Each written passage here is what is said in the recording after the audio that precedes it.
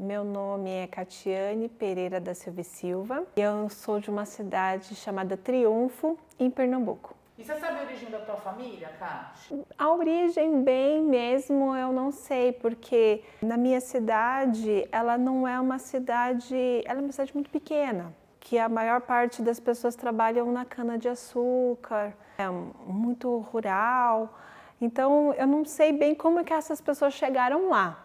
Eu sei que que tanto por parte de pai como parte de mãe são famílias muito humildes, famílias de pessoas que trabalhavam com a terra e não foi uma infância com muitos privilégios. E a minha mãe conta que na cidade dela tinha uma escola particular que era de freiras. E para você conseguir uma vaga na escola particular, uma bolsa, né, algo que não fosse pago, você precisava fazer uma prova. Que as famílias mais humildes, as crianças, as mulheres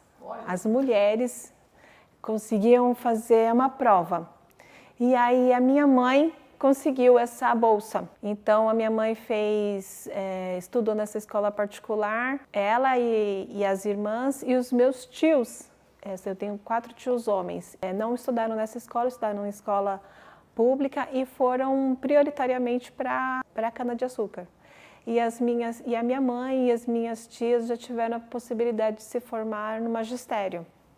Então, quando eu fui lá para a minha cidade, eu vim para cá, para São Paulo, muito novinha. Por que vocês vieram? Porque é uma cidade muito pequena e é uma cidade que tem pouca estrutura para crescimento profissional. Foi assim, os meus pais se separaram, a minha mãe veio comigo. Como de fato era muito complicado chegar aqui em São Paulo, nordestinos, um sempre acolhia o outro, né? Vinha sempre um guerreiro primeiro, alugava uma casa, e aí a família vinha para São Paulo e a gente ia se ajudando até conseguir uma estrutura. E foi assim que todos nós viemos. A primeira casa que eu morei era ali perto da Avenida Guapira, ali Jaçanã, Tucuruvi. Mas logo a minha mãe começou a dar aula numa escola no Parque do Chaves, e essa escola precisou trocar o caseiro. E a vaga para caseiro era para pessoas que trabalhavam na escola. E a minha mãe estava trabalhando na escola, aí juntamos o útil ao agradável e com 6 anos de idade nós fomos morar na escola. A minha mãe era caseira da escola que ela trabalhava. E de lá, nós fomos caseiros dessa escola dos meus 6 até os meus 23 anos. Assim, foi a mão de Deus que nos levou até a escola, porque ali a minha mãe não deixava eu ir para a rua, né? Então, era tudo que ela precisava, era o pátio e a quadra. Porque assim, ela falava, por que você precisa... Tinha pátio, tinha quadra... Por que você precisa ir para a rua se você tem o pátio, se você tem... Então, os meus amigos iam para dentro da escola para brincar comigo no pátio e na quadra. Era bola e bicicleta no pátio, no final de semana, né? Então, era muito rico para mim, porque os meus amigos iam brincar comigo, os meus vizinhos, né? Entravam para brincar comigo. Depois, quando eu fui envelhecendo, eu fui gostando muito de esporte e aí a minha vida era quadra.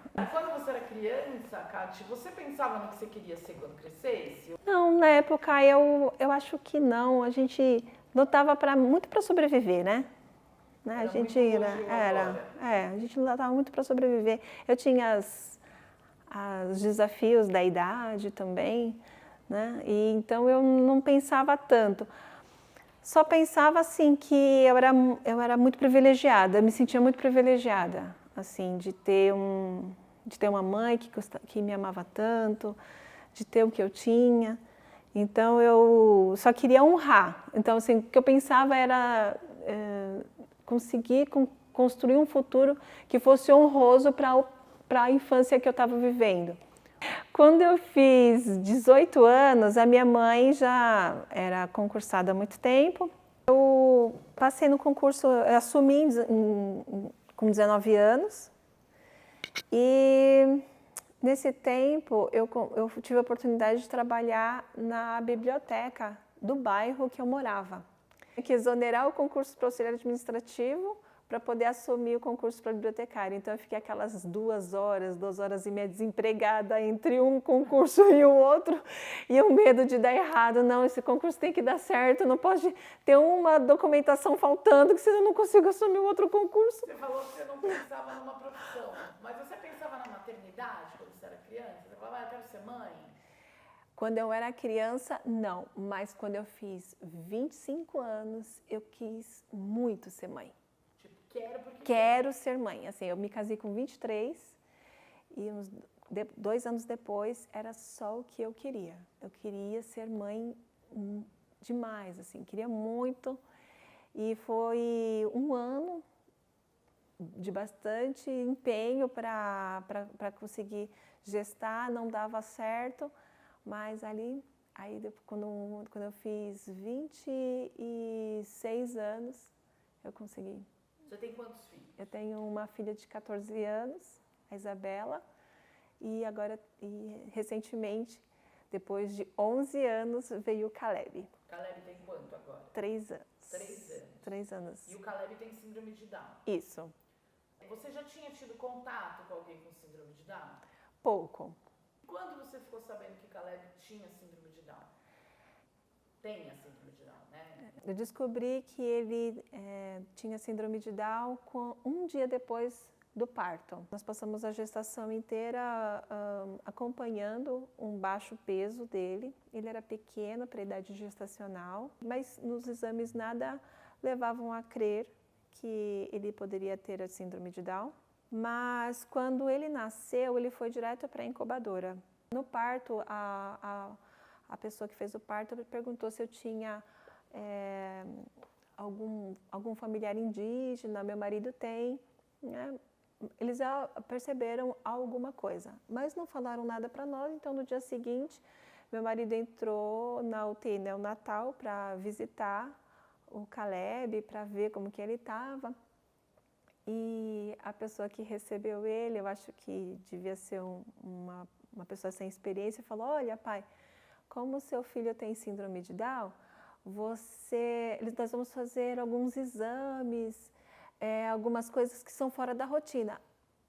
Aí, quem tem síndrome de Down? Aqui, pai, seu filho tem síndrome de Down aqui, olha para ele. Aí meu marido falou: ele tem síndrome de Down? Aí ele foi lá para o quarto e completamente mexido, abalado, e me deu a notícia também daquela mesma forma, porque para nós a síndrome de Down era muito desconhecida. Nós tínhamos alguma noção do que era a síndrome de Down, mas ninguém muito próximo de nós.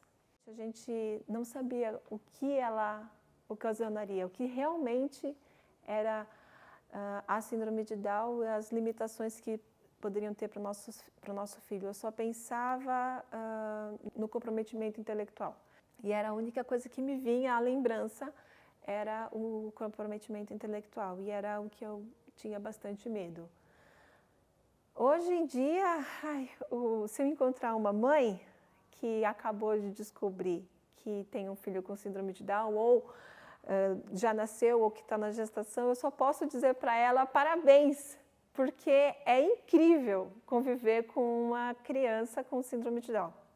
Ele é carinhoso, ele é inteligente, ele tem umas brincadeiras tão criativas que eu não vejo nenhuma diferença. A questão é os desafios da hipotonia. Então, ele desde pequeno, ele começou a fazer fisioterapia, ele foi acompanhado com a fono desde a UTI neonatal. Já tem um sonho, Kátia? Para o Caleb ou para mim? Para você. Para mim. Eu sonho em ver meus 2 filhos e as outras crianças que o Senhor ainda me der. Eu quero vê-los bem, eu quero vê-los cidadãos que conseguem contribuir para o ambiente em que eles vivem. eu sonho que eles sejam pessoas de bem, então eu quero vê-los. Esse é o sonho que eu quero viver. Eu quero ver os meus filhos adultos bem. Você olha para o futuro e você vê o quê? Eu vejo um futuro que eu estou deixando 2 bons guerreiros. Pode ser que tenha uns desafios, mas eu quero deixar 2 pessoas de garra nessa terra aqui para vencer. E inclusão? O que você entende como inclusão, como incluir, ou o que precisa para ela acontecer, ela acontece? Então, eu tenho convivido com mães que caminharam mais que eu, né? E que me contam dos desafios que elas têm vivido na alfabetização. Eu acredito que essa adaptação do currículo escolar, ela precisa ser muito aprimorada para que os nossos filhos também tenham essas mesmas possibilidades que as crianças sem nenhum comprometimento já têm. Mas, no geral, eu acredito que todas as pessoas já têm o seu próprio desafio, né? A questão aqui da inclusão agora é entender as peculiaridades do comprometimento intelectual e os caminhos para possibilitar que todas as crianças também também entendam os conteúdos e possam se desenvolver. Mas eu, na vivência desses 3 anos com o Caleb, não tenho do que falar, né, no sentido de que eu fui mal atendida de forma alguma. Desde que ele nasceu, o pessoal do Instituto Jô Clemente me acolheu tão bem que foi a psicóloga do Instituto Jô Clemente que me ajudou a entender melhor esse desafio que eu estava iniciando na minha vida e quão privilegiada eu era. E agora a inserção do Caleb na SEI, né? Nesse primeiro convívio com as crianças no ambiente escolar, tem sido maravilhoso. Que legal. Eu vejo que quanto maior a criança, maiores são os desafios e aí sim a inclusão ela precisa ser melhor pensada, melhor adaptada. Mas só o fato da criança estar junto com as outras típicas no ambiente escolar, eu acho que já tem um certo ganho dentro de um contexto de que há 50 anos atrás as crianças nem iam para o ambiente escolar. Eu sei que é pouco, mas a gente está trilhando um bom caminho, tem muitas pessoas com esse olhar, tem muitas pessoas que estão fazendo da sua dor a sua meta, a sua bandeira, o seu esforço de vida, o seu propósito de vida. Então eu acredito que a inclusão ela vai ser cada vez mais... Né, Kátia? Exatamente, essa questão da construção ela vai ser cada vez mais viabilizada. Olha, gente, se você que está me vendo ficar grávida de uma criança com síndrome de Down, prepara seu coração para ser feliz, olha, porque é muita emoção. Olha, Caleb é arteiro, pensa na criança arteira. Kátia, de tudo que a gente falou, eu já te agradeço demais pela tua disponibilidade. Tem alguma coisa que a gente não falou e que você gostaria de falar e de deixar registrado no teu material? Além da alegria de ter o Caleb na minha vida, de ter a família que eu tenho, meu marido, meus filhos, eu quero que as pessoas que têm